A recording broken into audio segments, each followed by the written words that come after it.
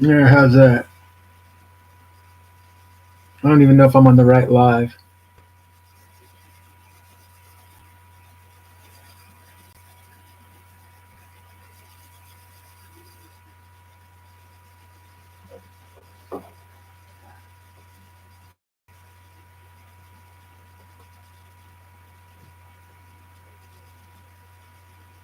Hey, hey.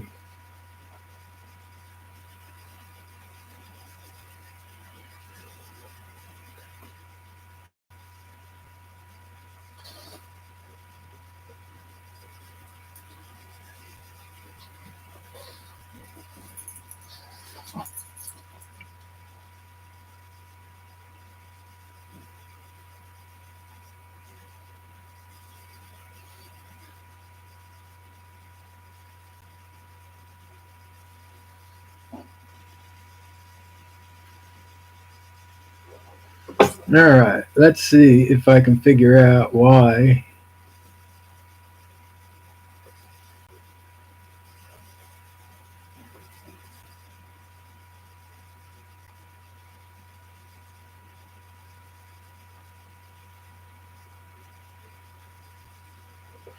Well, it's not going to give me access to that now, but it says that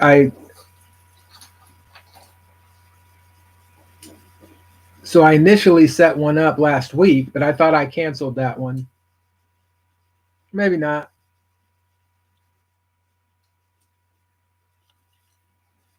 I wonder if I can go in with my phone. No, because I don't think it's going to let me cancel that with my phone. Let me see.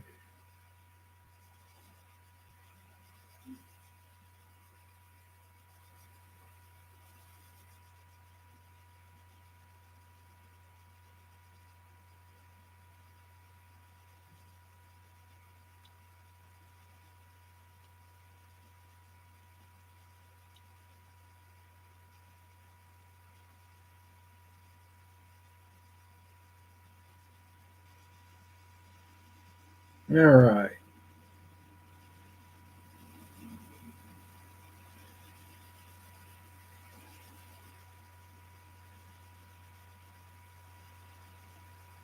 Hey,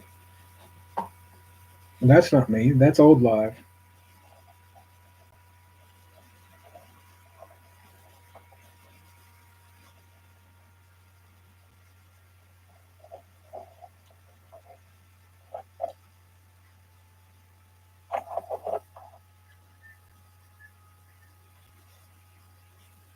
Hmm. Testing, testing. All right, let's check this out.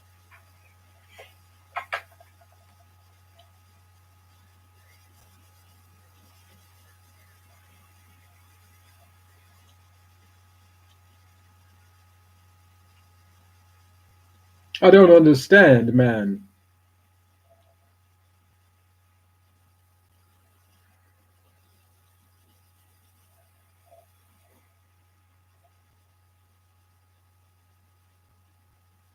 That one right there.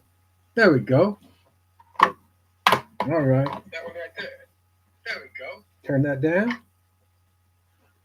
All right. Cool. Mind of Milton. Randy. Dr. Drew Dude. Broke ass knives. What's going on? What's going on? So,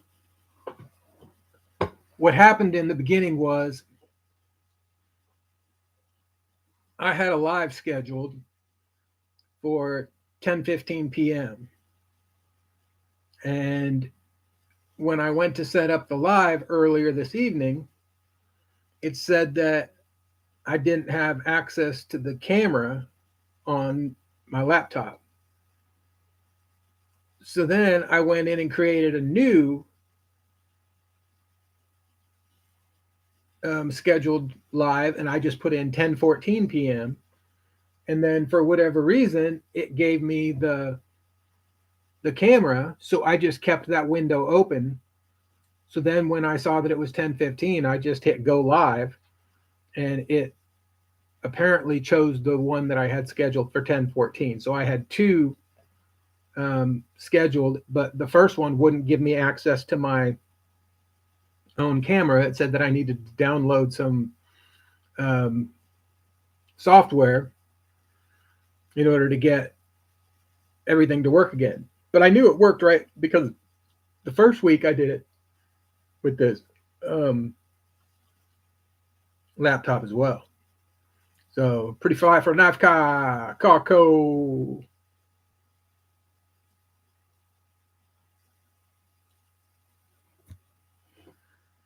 I've been doing a lot of schoolwork this week. Let's see if I can get my. I was writing some stuff down, and then I ended up using it as a platform here. Sociology has been the subject we've been working on this week.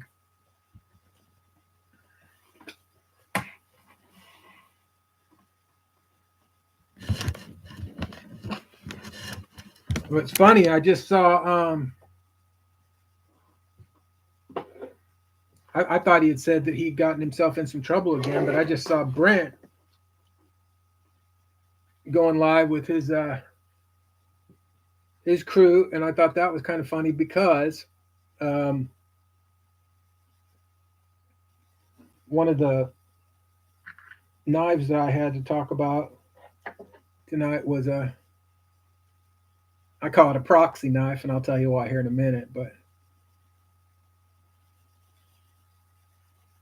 no Benchmade, but I got this Benchmade, the Big Summit Lake in a swap with Brent.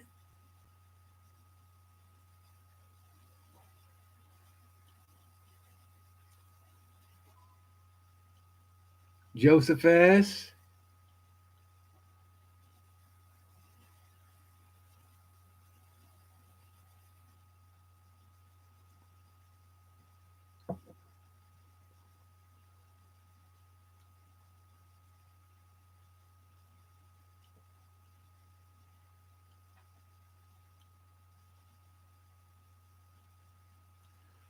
So I was going to introduce a new something I'll probably do hopefully once a month, but hopefully from different locations.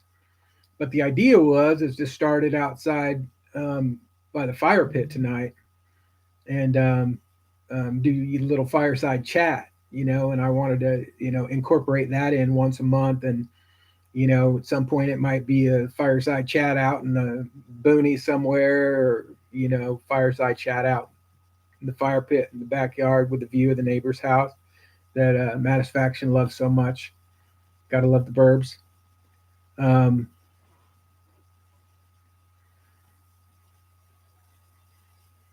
we have a different guest. We have a different guest tonight. The last couple of weeks, old Blazer has made an appearance. Oh, but tonight is the debut for Mr. Osborne. You say hey?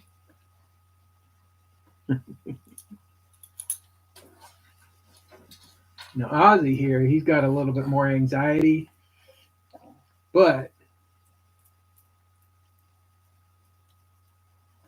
once he gets used to you, he's a pretty good dude, huh? Huh, buddy? Huh, buddy? You a good big brother? Yes, you are.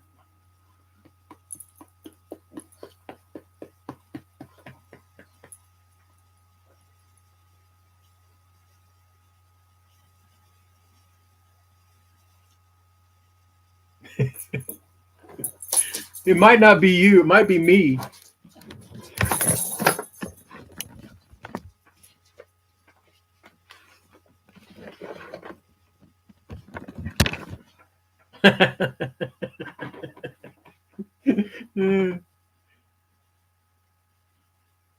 Sorry about that, fly guy.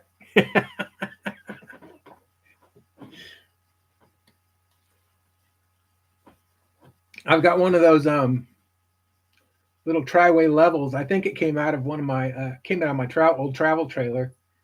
I've got it out in the shed. Maybe I need to put that on my laptop so I can make sure everything's nice and level before I get started. Don't want to give anybody vertigo or anything. Is Ozzy named after someone? Osborne, as in Ozzy. P is in puppy. And then Coltrane, as in John Coltrane. Hold on, let me let the dogs in. You want in or out? Come on. Psycho puppies. Oh, all right. Blazer heard that Ozzy was on camera and he was like, heck no. He's not stealing my spotlight. I am the only pug for this co-hosting job. Isn't that right? Because Blazer is the co-host of the channel. Isn't that right? Isn't that right? Yes.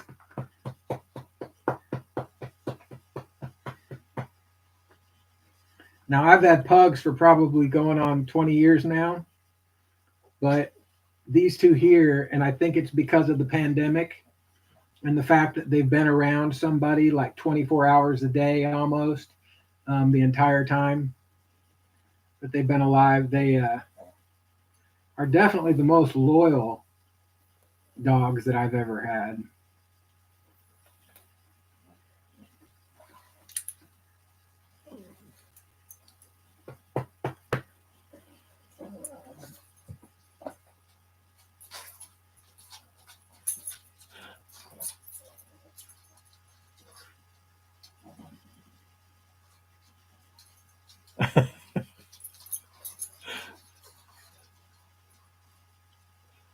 And then the other one is Blazer, P, puppy, Valentino, because he was born 2 days before Valentine's Day, and then I was born 2 days after Valentine's Day. So, and he was from the same parents as Ozzy, just a different litter. So their mom had two litters, 18 months apart, and Ozzy came from the first litter in 2020, and then Blazer came from the second litter in early 2022. So Blazer's getting ready to turn 2, and Ozzy just turned 3.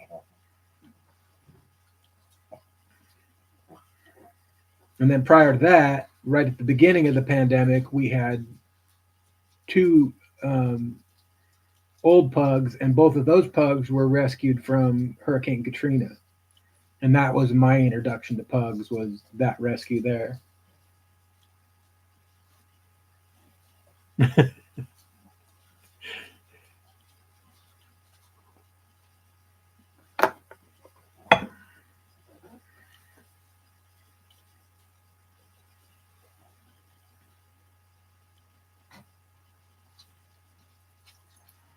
"13 days before." The groundhog baby.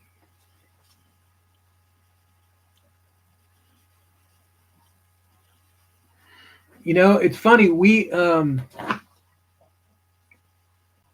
had originally gotten a little black pug when probably about 2 or 3 years after we got our first pug in Indiana, and it had tons and tons and tons of skin problems, and the vet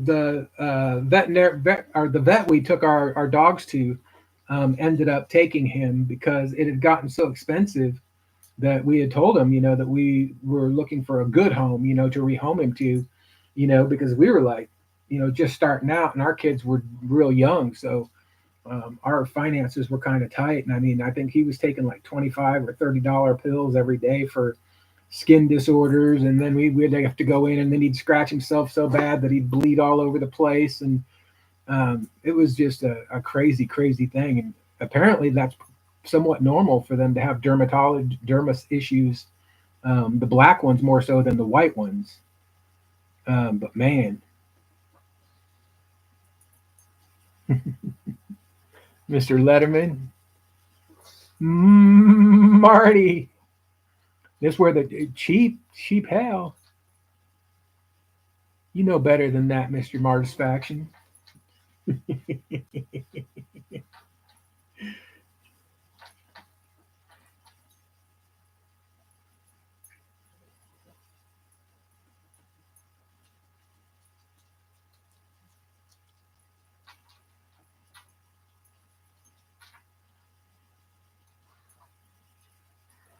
So I did have something happen today. Well, so a couple nights ago, I heard one of the dogs knock something off of my bedside table while I was brushing my teeth, and I came in and Blazer had knocked one of my knives that set up on the edge, and I've got a couple, two or three, but the dogs had never bothered him, so I just kind of never really even thought about it um, until he knocked that one on the floor.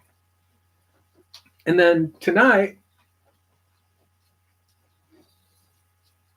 probably a little after dinner time, look down and Blaze has a Devo with the blade open, and he is he had this,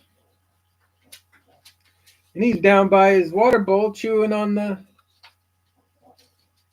end down here. The whole end of it was the whole end of the knife was all wet, all down here.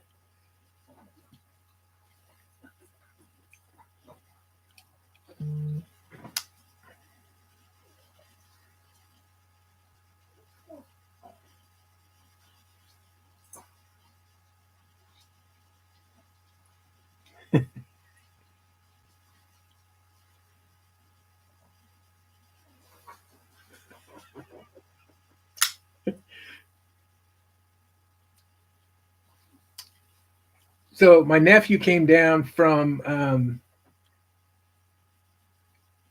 Kansas,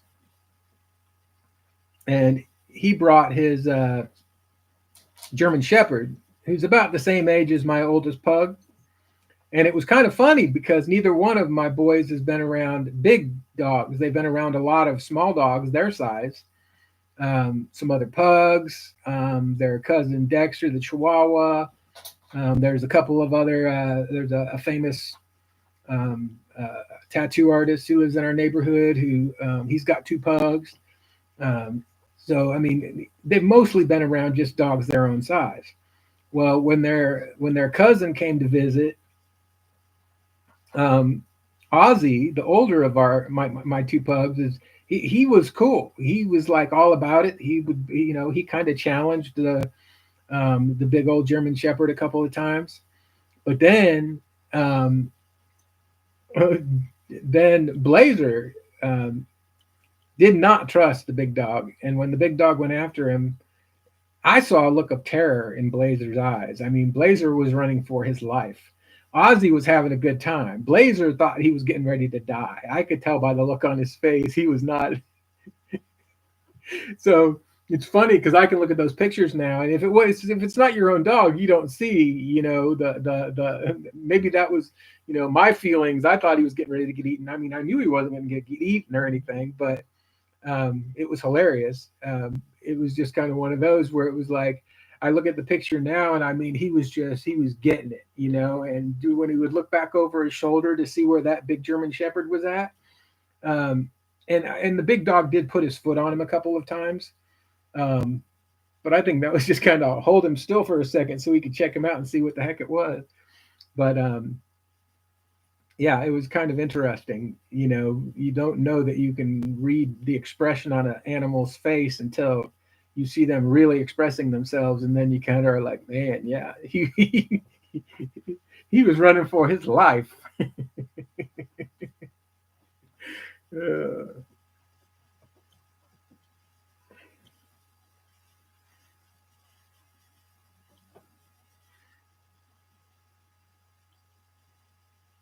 2, 8.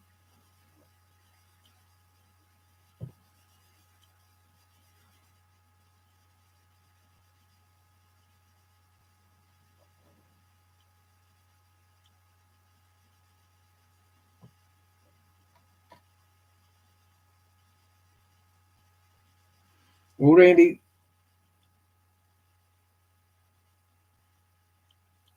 my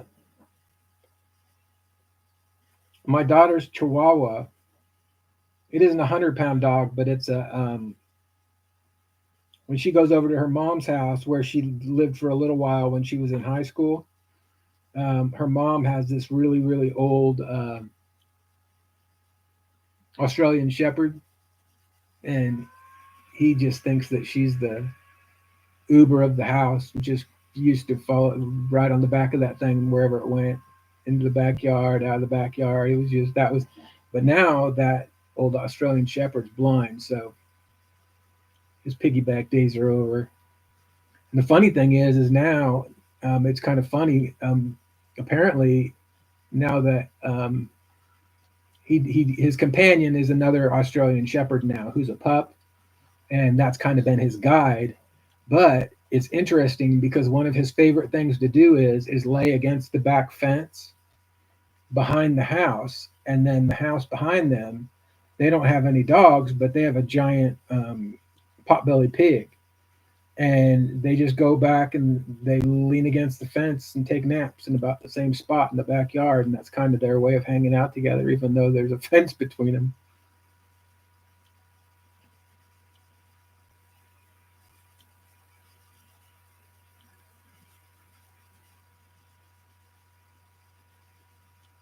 No, yours is an Aussie too.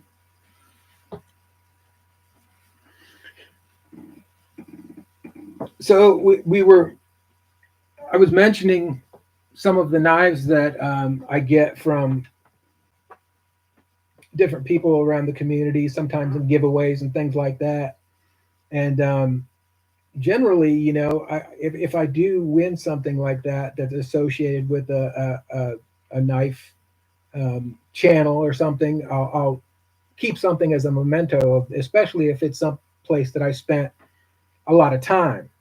And you guys know where you spend all your time at, who gets your interest, who keeps it interesting, and that stuff like that.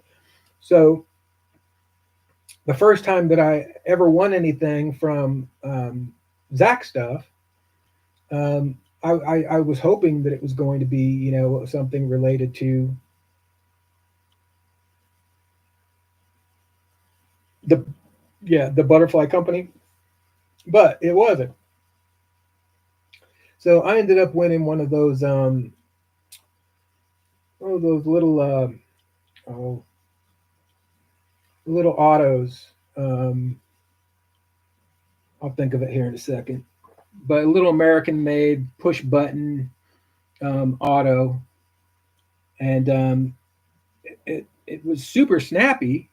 Microtech, yeah, Microtech. It was super snappy little knife, but I had just cleared out all of my little chody knives um, except for my it was the little brother. Oh, what the heck was it called? It was a little brother to the Malibu. Um, but I ended up kind of really not connecting with that knife, so I just kind of put it back in the box and set it to the side. Runt, that's it, the runt. And I just really never connected with it. Well, then um, I happened to be chatting with Brant one night, um, probably on one of his little lives when he got banned off of YouTube for a while. He was doing these pop up lives on Instagram and stuff. And so I ended up doing a deal with Brant. So even though it was by proxy through Brant, I did end up kind of winning a Benchmade from Zach stuff. So this is an old lockback.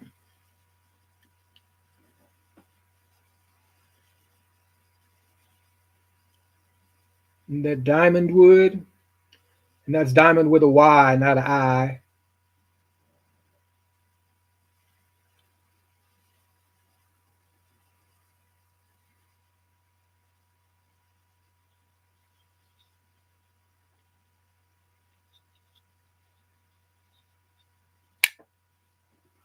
So a cool little knife. S30V 3.77. There was no clip that came with it, even though there is a spot for one, but only on one side. It's about a 4.5 ounce knife, S30V, and because it didn't have a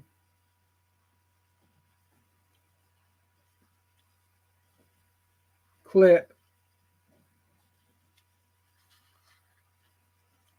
it'll Joe make a slip clip for it with my colors, black with the orange stitching.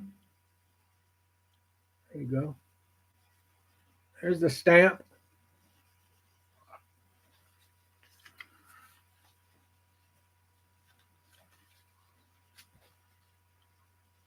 And the colors of the diamond wood on the knife actually match that slip really good.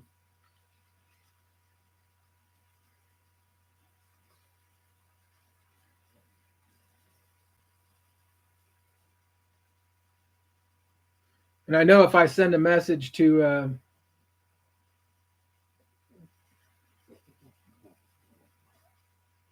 or actually, I could probably send the knife in and they'd put a clip on it for me. But um, I've gotten pretty good response when I've been dealing with Benchmade. But I'll tell you, the ones that really impressed me was Kershaw. My name wasn't even in their system, and I had found a oh, what the heck was the name of it? It's not the Tornado. I found a knife in my dad's toolbox, and it was an old Kershaw assisted knife that had a thing single thumb stud on the right side, and but anyway, the lanyard tube was threaded on one side, and you had to have a like a flathead screwdriver to stick in there. Well, somebody had jacked up that whole setup, and if you didn't take that lanyard tube apart, you couldn't get the scales off because that was kind of the way that it held the end of the knife together. So I saw that somebody had jacked it up, trying to figure out how to get it off using probably the wrong tool for the job, whatever. But it was all chewed up. So I hit up Kershaw online, and like I said, I didn't even have my name in their system from purchasing knives or anything like that. I gave them the model number of the knife and basically what the issue was. And I'm not kidding you, within it was less than a week. It was like 4 or 5 business days. I had a full set of hardware for the correct knife that I had given them the info on in my mailbox, no charge. So that was that was pretty dang impressive. I was pretty happy with that.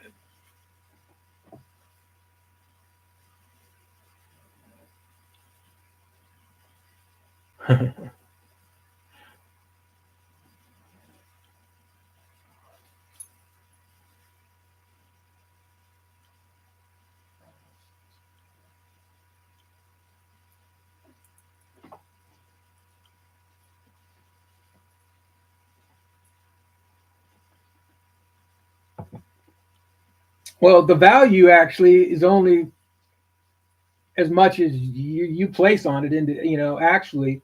So like for me, the runt didn't have any value at all because it's something that I wasn't carrying. And at the time, the market was very, very soft. At least on that knife it was, and they were going for like I don't know, $85. So it was kind of one of those where it was like swapping it was probably my best bet. And the fact that I ended up getting something that I actually carry makes it far more valuable than the dollar value you might attach to it, if you know what I mean. But yeah, I did get a handy from. Oh, I'm sorry. I'm not supposed to talk about what happened in the basement dungeon.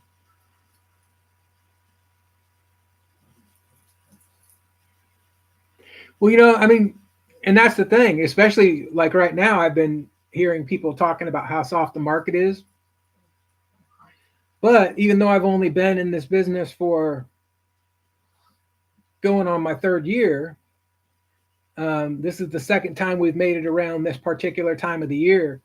And I mean, it seems to me the last couple of years anyway, and whether or not this is a normal trend year after year after year, but right after Christmas, there's a lot of liquidation sales from the knife companies, and that really does hurt a lot of the sales that people are trying to do, person to person on the interweb. Because if you're doing any of your homework at all, in fact, I almost ended up in an argument with a guy over the price of the Spyderco. Um, but he was super proud of that knife, and he his prices reflected that. But then when I pointed out to him, um, that that's not what people are paying on the secondary right now, he initially kind of got mad about the whole deal and almost acted like the deal was off. And then within 24 hours, he got a hold of me and was like, okay, yeah, I kind of see that. Maybe if I could get you to just pay, shipping, then we could work it out. But I mean, the dude was super, super, super proud of that.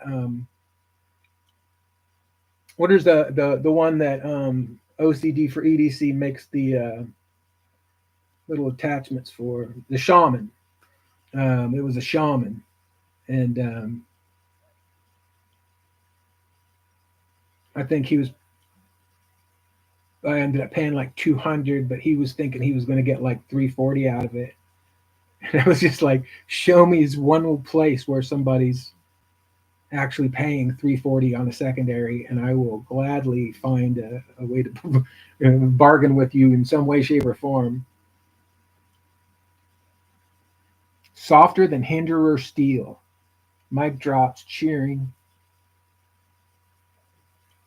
Is it too early in the evening to block Marty? I'm the only one that can do that, aren't I? But I don't know how. I haven't learned how to do this fancy stuff yet. How do you block somebody? Let's see if we can figure it out.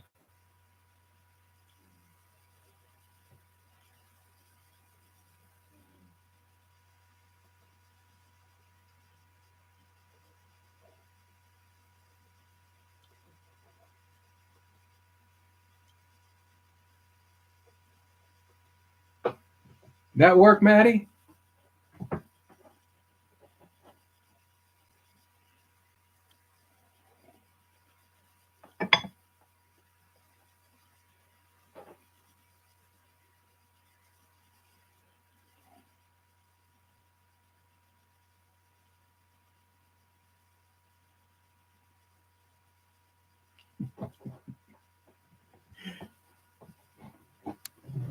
Great power comes great responsibility, sir.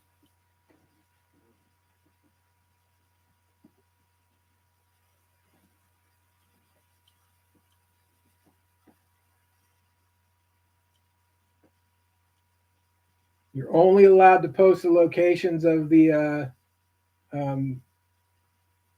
safety approved by the state G holes.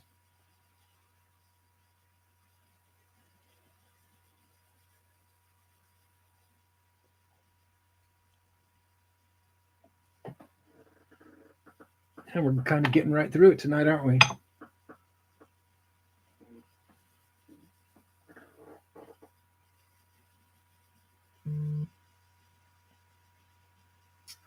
Well, just to give you an example,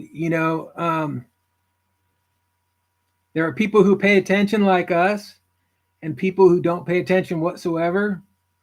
And I was actually talking to somebody who is um,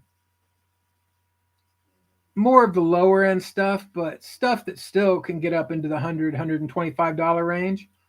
But a lot more of the kind of stuff that you'd see at a woodworking shop, carving knives and strops and um,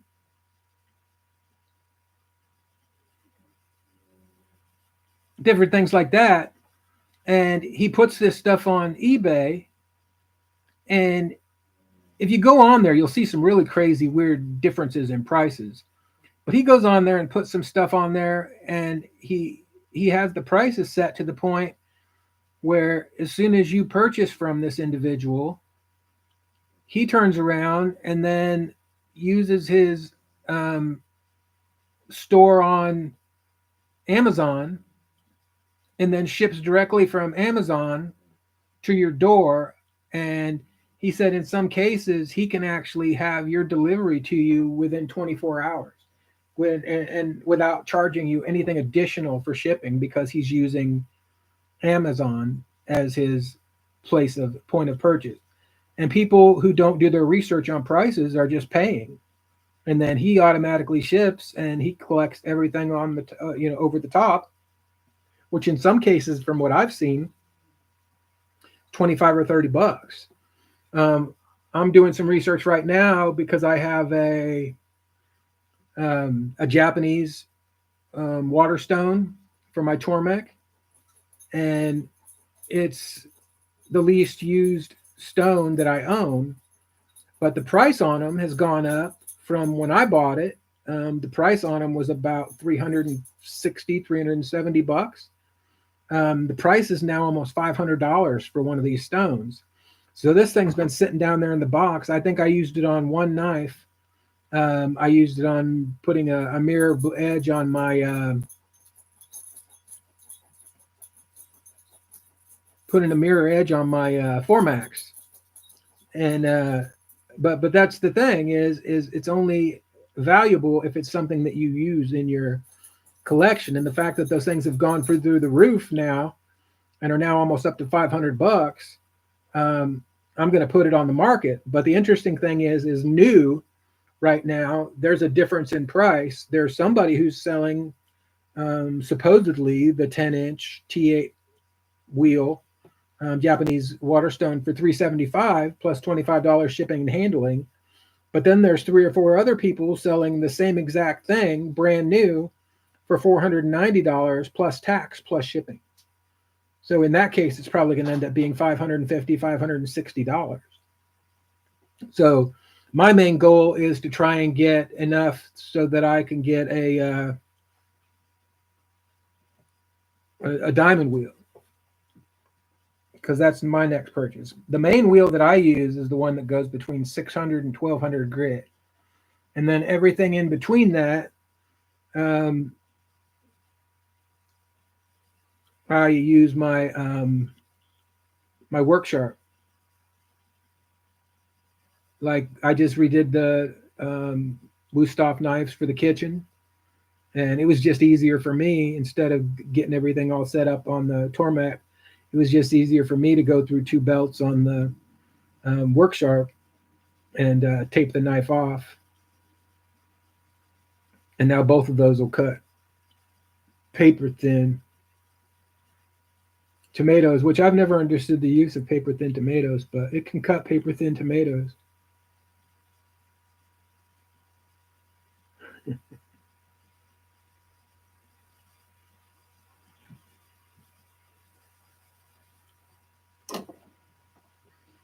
All right, what else?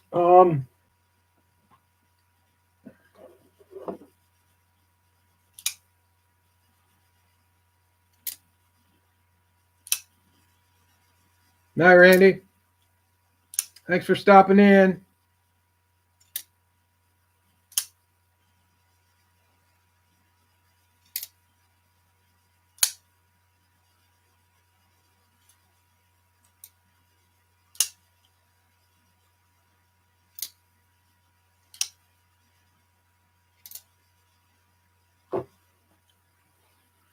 I've pretty much just stuck to the vapes.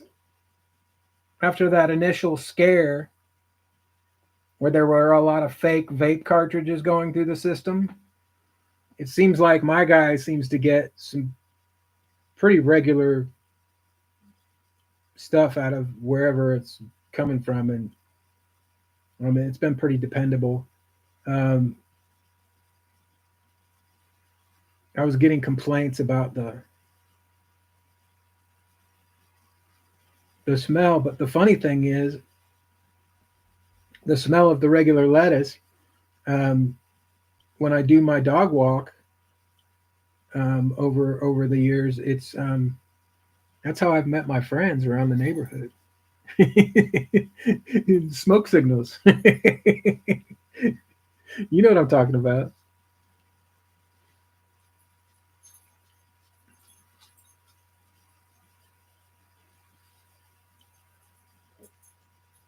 Beer brats and peppers. Yeah, buddy. So we had a pot of chicken noodle soup, and then we ran out of noodles. So it evolved into a pot of chicken tortilla soup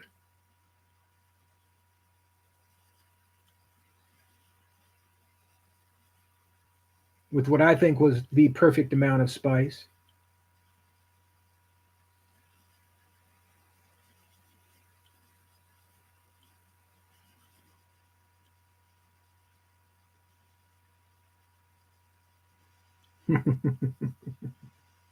Well, the funny thing is when my daughter and her beau were going to school up at Texas Tech, it actually made my life a lot easier because they were just going on up into New Mexico and making a monthly trip. You know, them and their buddies would just rotate on and off who was making the trip. And I think they said that there was a, my daughter sent me a newspaper article. It was basically stating that along the like a 15 or 20-mile boundary where Texas met up with New Mexico, that like 80% of the purchases that were being made in that 20-mile boundary of the state line were going back across the border into Texas. And because of the laws here pertaining to hemp, the cops aren't going to mess with anybody unless they're bringing in like over a quarter pound. So it's pretty much become decriminalized in Texas, just like everywhere else.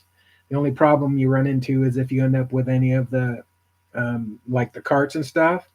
Those will actually still get you in some big trouble if you get caught out in some of the more Southern Baptist counties, if you know what I mean.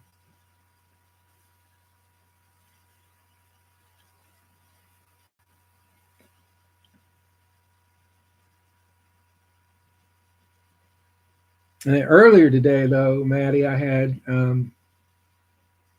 some brats with what's that stuff called?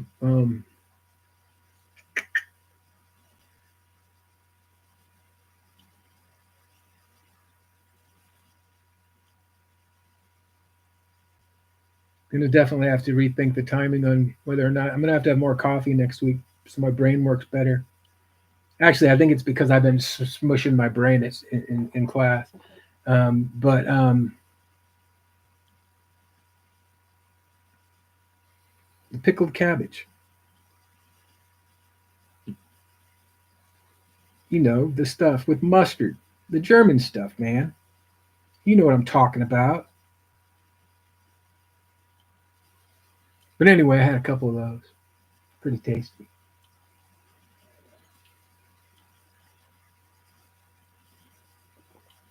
Sauerkraut. That's it. You sauerkraut, a little bit of that horseradish mustard. Mm-hmm. Is that the desk mustard of the week, Marty? Not Dr. Drew. Thanks for stopping in.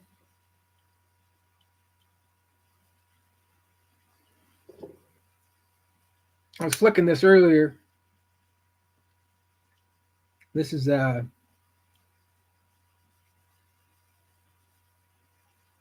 Escort. And I'll tell you what,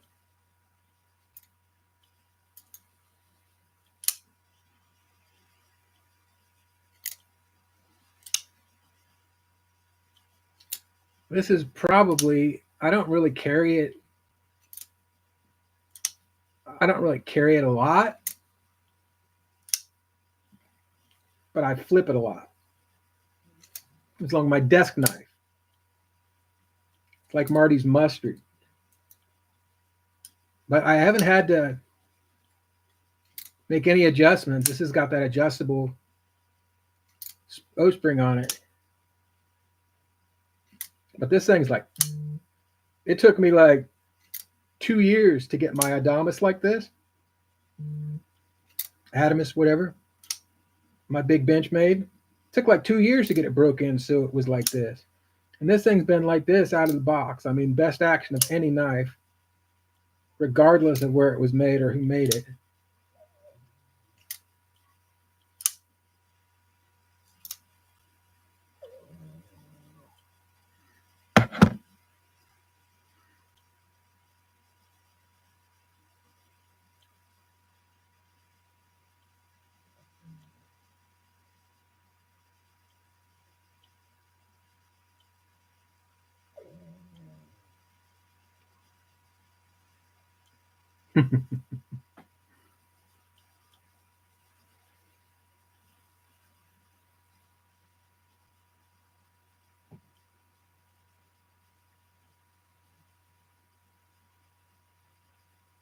Well, in closing, just a little something that I learned this week from the people at the bowling alley.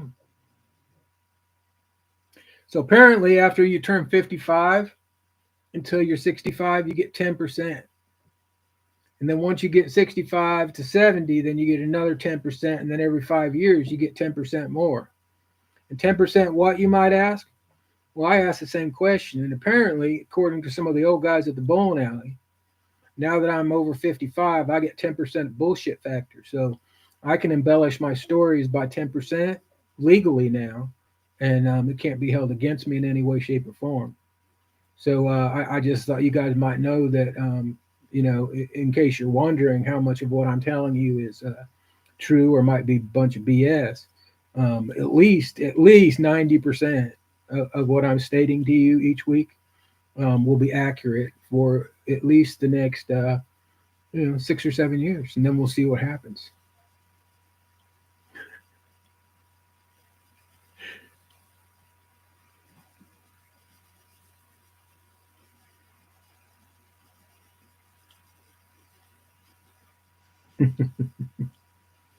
So, but anyway, if you look right here, and the way I knew it was Carl, even though it was spelled with a K, is when I said it with more of an emphasis on the C in Carl, he looked. And I caught him looking, and he knew I caught him looking. So he was trying to play it off. But he knew that when I emphasized the C instead of the K, when I said Carl, he looked. So that kind of gave him away. And the funny thing is I went back in there to see if I could get him to sign my hat so I could taunt Stevie with it. And the owner of the place said that he disappeared in the middle of the night, right after the last live on Friday night. We were talking about him on Matisfaction and said Stevie's live. And he must have figured out that the masses of people were going to start coming to the bait and tackle shop down there by the reservoir, down there past where the Guadalupe River starts, down there by where Matisfaction's mom lives. Yeah. So, I don't know. Just saying. And I think, honestly, that quite possible that the way he ended up there was he caught a ride with Winchester. So Winchester might have been his way back out of there too. I'm not 100% sure, but I do know that Carl with the K is gone, and they're going to keep the name of the bait shop the same, at least for the time being, till they figure out what's happening. But I think we almost had him, guys. We almost freaking had him. But now, I don't know. We get a lot of snowbirds down here this time of the year. He might be on the move back up to the Pacific Northwest again. So we'll definitely have to keep our eyes and ears peeled for Carl with a K. Or is it with a C? I don't know. Anyway, gentlemen, thanks for tuning in. maybe next week, if the weather is not so rainy, we will do the monthly fireside chat for January, and we'll go from there. And thanks for tuning in.